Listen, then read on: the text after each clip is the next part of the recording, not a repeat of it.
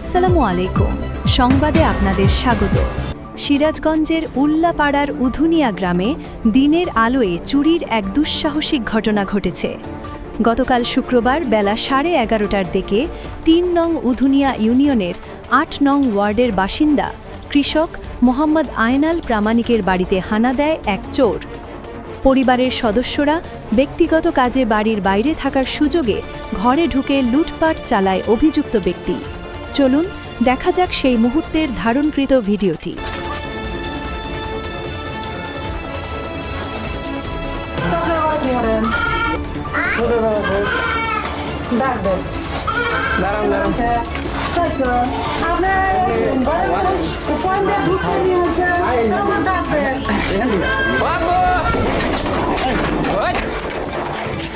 ভিডিওতে যাকে দেখা যাচ্ছে সে উধুনিয়া উত্তরপাড়ার মৃত আব্দুল মোল্লার ছেলে মোহাম্মদ কাদের মোল্লা।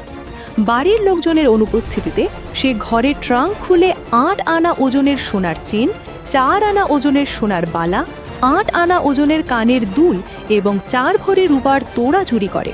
ঠিক সেই মুহূর্তে বাড়ির লোকজন বিষয়টি টের পেলে শুরু হয় ধস্তাধস্তি।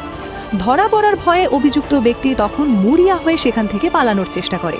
শেষ পর্যন্ত কৌশলে এবং জোরপূর্বক ঘটনাস্থল থেকে পালিয়ে যেতে সক্ষম হয় অভিযুক্ত কাদের মোল্লা।